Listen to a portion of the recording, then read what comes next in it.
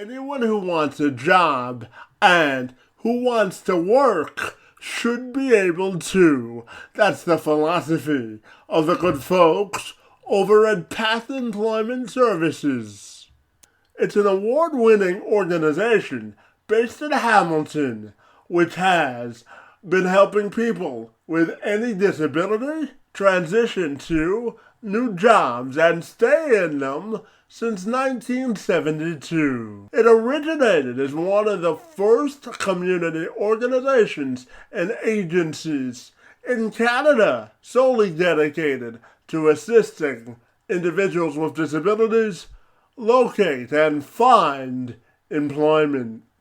Tara Pattison is the Senior Manager of Employment and Program Development. Meanwhile, Catherine Johnston is the Community Outreach Coordinator for the organization. They both joined me this week to tell me all about the great work they do at PATH and how it's opening up avenues of opportunities for our special needs community to gain financial and societal independence. I'm Kevin McShann. Let's have this conversation.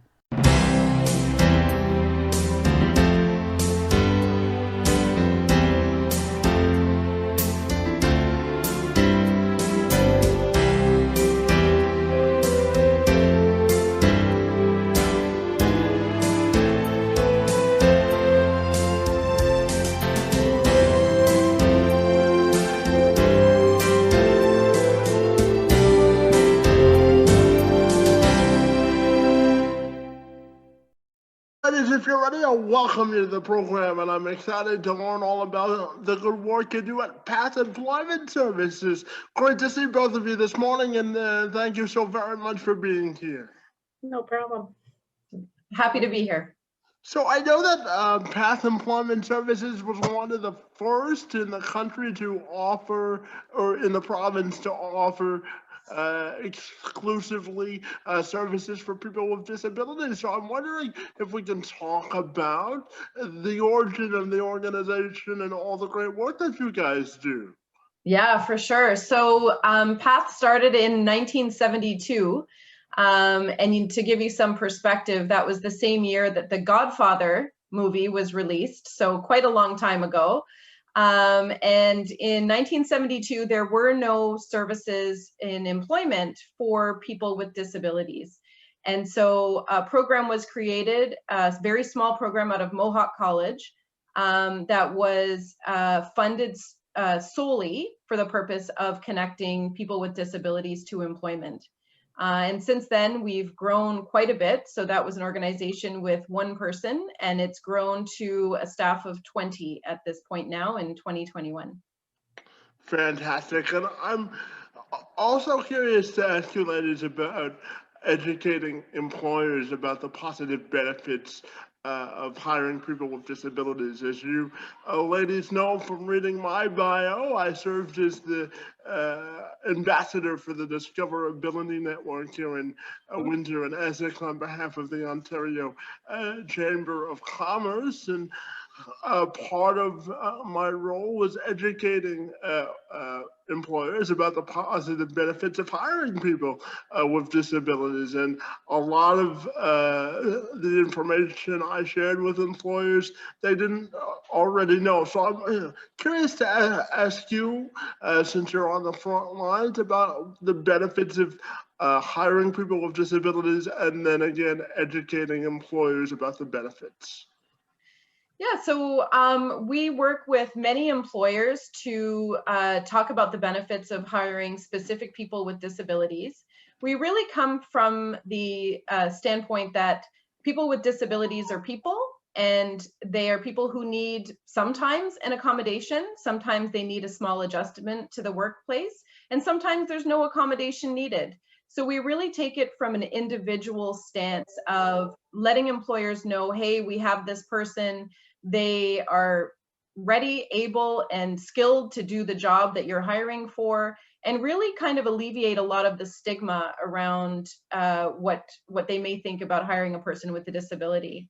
And we really focus on, we place people in jobs who have the skills and abilities to do those jobs. And sometimes they might need a small accommodation or adjustment, but really it's a very simple process of helping somebody connect to that employer, letting employers know that people with disabilities have the same skills, abilities, and experiences as people without disabilities, and really look at it from an individual stance. So marketing that particular person to that particular employer for that particular job. And I know that you work extensively to try to customize the services you provide to fit the individual. So I know you also work extensively to make sure that the job seeker is in a role where they can thrive as well. So I'm wondering if we can talk about that as well. Catherine, do you want to take that one? Yeah, so Path follows once we find a successful employment that's sustainable for our clients, our job seekers, we follow them for about a year. So we check up on them, we maintain a relationship. It's a one-on-one relationship with an employment coordinator. So they will check up on them at different periods of time while they're working. They'll follow up with the employer to make sure there's no concerns or other needs that the client or the employer may have, and they'll revisit if there's maybe the accommodation has changed, or maybe the job seeker, the person who's employed at that point, maybe they need some other services outside of just the job field, and we'll help navigate that as well. We have a lot of community relationships with a lot of organizations, and our goal is our success is for them to be successful. That's our motivation in this. We want our job seekers to be successful, find a sustainable job that they're happy with, the employer to be happy. So it's a well-rounded 360 approach that we have with dealing with our job seekers and our clients. And when we're looking for jobs for people, we really base it on what does this person want to do. It's not about taking somebody and putting them in a job just for the sake of having a job. It's about what are your interests? What are your skills? What gets you excited to go to work every day? And finding that position for them by cold calling employers, contacting our employer network, reaching out to people we know in the community, and really just using a lot of different resources to find the job that person wants to do. And I know, Catherine, that you work extensively to build a new community relationships with your role as their lead community liaison for the organization. So I'm curious to ask you about establishing new relationships and how you go about that with employers and job seekers as well. So it's just basically reading, watching social media, seeing what's out there, and contacting various organizations. Brand new ones are great. I'm part of now an HDEN organization, and it's focusing on this particular hiring people with disabilities. Around that, we're going to be starting podcasts, to build awareness and focus on inclusion and have these broader conversations. There's a passion out there. The passion is the success of every individual. That I always say that mountaintop is very lonely when you're there all by yourself. So we're better off to promote and bring everyone along with us, because it's success for everyone. It's just better for everyone.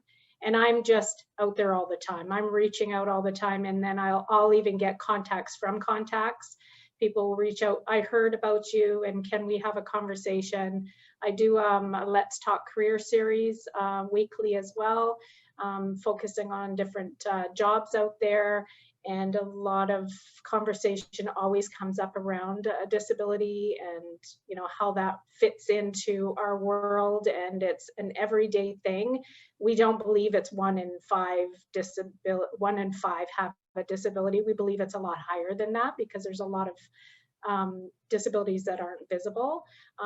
So it's just about everyone taking this path together, and let's, you know, hold hands and be successful. So. And either one of you can take the next question. I'm wondering your thoughts on how we maintain or how we foster a truly inclusive environment that's sustainable for people with disabilities when it comes to full workplace inclusion. So I think one of the things to really educate employers about is to ask people in all stages of hiring, from the interview to onboarding to once somebody's in the workplace, is there anything that we can do for you? Do you need an adjustment? Do you need an accommodation? And that really fosters an inclusive workplace for all people. So, you know, when you think about entering a new job, sometimes it can be a little scary. Sometimes it can be make you a little bit nervous. And so having an employer who really focuses on inclusion and welcomes input from their employees around what kind of accommodations might be needed. Is there anything I can do to make you more successful at work? And really just fostering that inclusive environment with employers is one of the things that we really try to promote. And I know you ladies are located in Hamilton, so I'm wondering if you can comment a little bit about the specific obstacles or challenges or opportunities you think that are available in the Hamilton market specifically. Well, Hamilton's an interesting city, and you know, we have a lot of major you know, corporations and organizations that have large hiring needs. When you think about Hamilton, healthcare is a major employer. You know, the manufacturing's another one, customer service and hospitality. What we find is that even in these times, even in these difficult, you know, times that we're in with COVID-19, there are many jobs available for people. Now, you know, you might argue that many of those jobs are part-time or short-term, and that's true in some cases. But I find that what we're finding these days is that there's a lot of opportunity for people with disabilities who want to work from home. And so the labor market's really changed in a lot of ways in Hamilton and around the world, where opportunities weren't there before to have the flexibility of either working from home all the time or working from home sometimes. And we really find that that's changed through this new world. Path, for example, we've been working from home since last March. And what we found is that more people will attend appointments because it's virtual. It's more accessible for people to attend an appointment through a Zoom meeting or through a telephone meeting. And it's really opened a lot of doors for people that, you know, maybe they weren't able to come downtown Hamilton. Maybe they weren't comfortable coming to downtown Hamilton, or, you know, maybe it was just easier for them to access services in this way. And so what we're finding is that the job market's changed a little bit, and the opportunities are there. So what's surprising is that there's still many jobs. We're replacing people in new positions every single day. And, you know, there's still, you know, there's the misconception sometimes that, you know, there's nothing happening in the labor market or in the job market. And what we're finding is the opposite. Mm-hmm.